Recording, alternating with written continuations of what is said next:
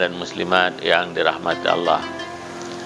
Alhamdulillah, kita sudah memulai Ramadan.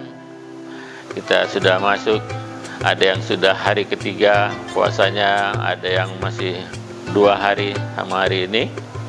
Mudah-mudahan semuanya mendapat ridha dari Allah SWT. Semua amal ibadahnya diterima oleh Allah SWT. Sahabat FM saya yang hebat, supaya lebih hebat lagi barangkali ya, kita coba menjelaskan salah satu doktrin Islam yang penting dan tentu ada hubungannya dengan puasa Ramadan kita, yaitu apa yang disebut dengan istilah ihsan. Islam itu kalau mau dibagi dari segi itu ajarannya bisa dibagi 3. Yang pertama Islam, yang kedua iman, yang ketiga ihsan. Itu seperti tergambar dalam hadis Nabi sallallahu alaihi wasallam yang menjelaskan menjawab pertanyaan Jibril yang menyamar sebagai seorang manusia. Dalam satu kesempatan beliau bertanya kepada baginda Rasulullah sallallahu alaihi wasallam, "Akhbirni 'anil Islam." Maka dia tanya, "Coba jelaskan kepada saya apa itu yang dimaksud dengan Islam." Maka Nabi menjawab bahwa Islam itu asyhadu an la ilaha illallah wa anna Muhammadar Rasulullah dan seterusnya, yaitu bahwa Islam itu, yang disebut Islam itu adalah bersyahadat, 2 kalimat syahadat, kemudian melaksanakan sholat, membayar zakat, melaksanakan puasa, kemudian melaksanakan haji bagi orang yang mampu. Ditanya lagi oleh Jibril, "Wa akhbirni mal iman." Jelaskan pada saya apa itu yang disebut dengan iman. Maka baginda Rasulullah menjawab, iman itu yaitu antu'minu billah wa malaikati wa kutubi wa rusulihi wal yaumil akhiri wal qadri khairi wa syarrihi min Allah Ta'ala atau kama qala. Jadi Nabi kita menjawab bahwa yang disebut iman itu adalah bahwa engkau percaya kepada Allah, kepada malaikatnya, kepada rasulnya, kepada kitabnya, dan kepada hari kiamat, dan ada takdir yang ditetapkan Allah, baik dan buruknya itu semuanya berasal dari Allah. Tapi yang ketiga, ketika ditanya yang ketiga, akhbirni anil ihsan, jelaskan pada saya apa yang dimaksud dengan ihsan. Maka baginda Rasulullah untuk ketiga kalinya menjawab, al-ihsan yaitu beliau mengatakan, an ta'budallah ka'annaka tarah fa illam takun tarahu fa innahu yarak. Yang disebut ihsan itu yaitu bahwa engkau mengabdi, engkau menyembah Allah, ya, engkau menghadap Allah, menghambakan diri kepada Allah, ka'annaka tarahu, seolah-olah kau melihatnya. Fa'ilam takun tarah, apabila kamu tidak bisa melihatnya, dan memang tidak bisa melihat Allah, maka kata Nabi, fa'innahu yarak, sungguh Allah itu melihat kamu. Nah, kita bicarakan dalam kesempatan yang sangat singkat ini, sahabat FSA yang hebat dan kaum muslimin muslimat yang dirahmati Allah. Yang ketiga tadi yaitu ihsan. Ihsan secara bahasa artinya memberikan yang terbaik, ya, melakukan yang terbaik. Maka kalau kita misalnya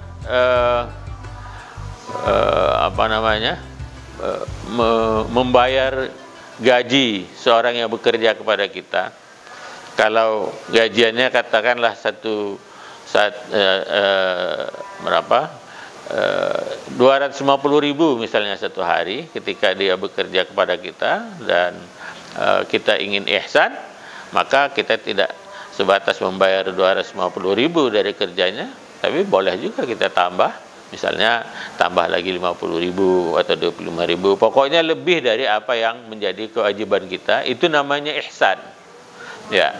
Kalau Anda diberi orang hadiah, katakan diberi sesuatu, misalnya baju atau pakaian gitu, ya, harganya katakanlah 500.000 misalnya, Anda membalas kebaikan itu dengan memberikan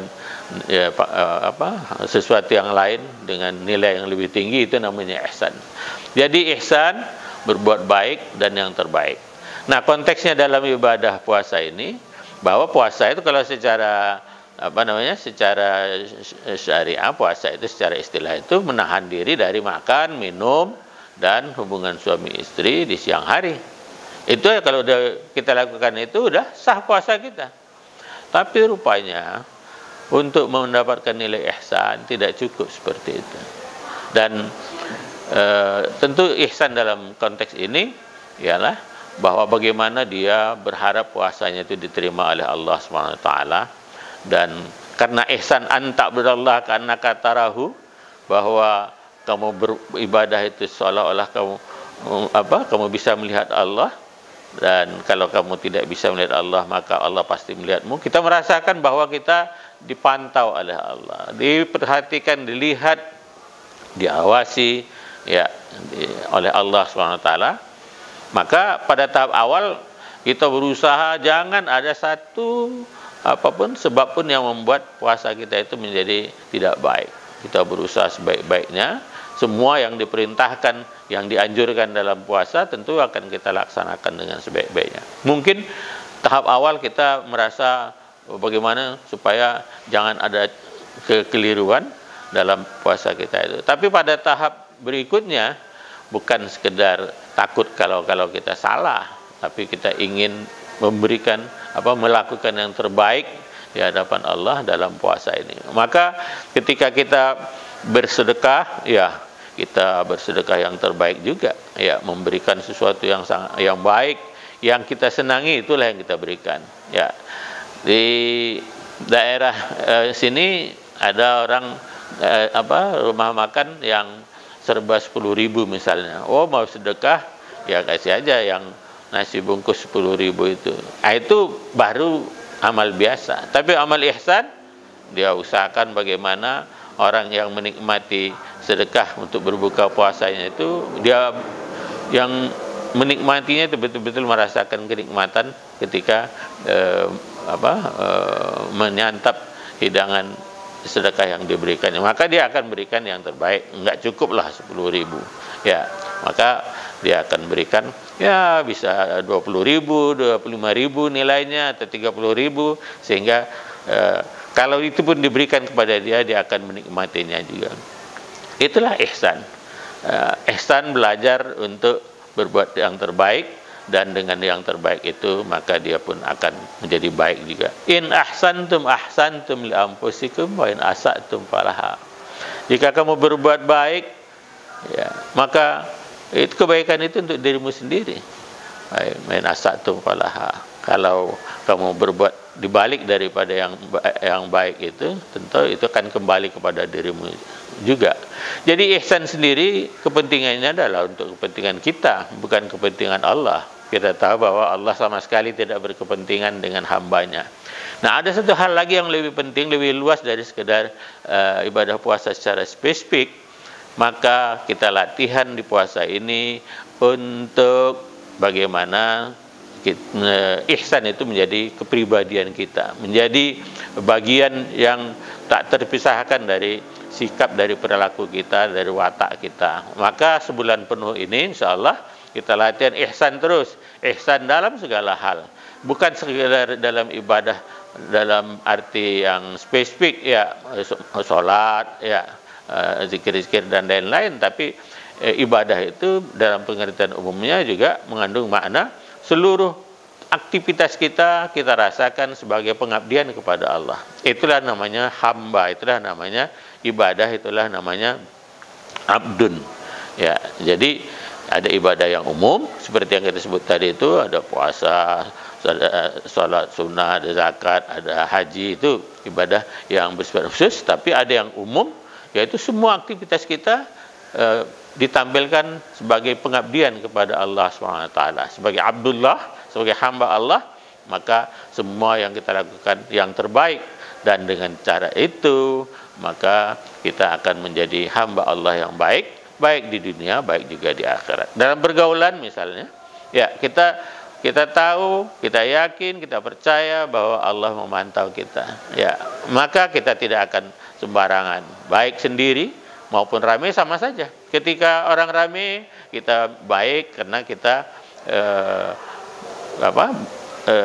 dalam keadaan biasa kita diawasi orang. Tapi ketika sendiri tetap juga berbuat baik tanpa rasa diawasi orang, karena kita tahu Allah Maha melihat, Allah Maha mengetahui, maka kita dalam bentuk ihsan kita akan tetap berbuat yang terbaik. Itulah gambaran puasa, bahwa di dalam salah satu hadis qudsi disebutkan bahwa semua perbuatan hamba itu adalah untuknya, tapi kecuali puasa itu dia melaksanakan puasa karena patuh tunduk, menunjukkan kehambaannya kepada aku, maka aku yang akan balas, kata Allah SWT dalam satu hadis qudsi. Jadi ada ganjaran pahala biasa, tapi puasa itu dibalas dengan balasan yang tak terhingga. Kalau amalan biasa itu biasa dibalas dengan 10 kali lipat sampai 700 kali lipat, maka puasa tidak terhingga. Kenapa?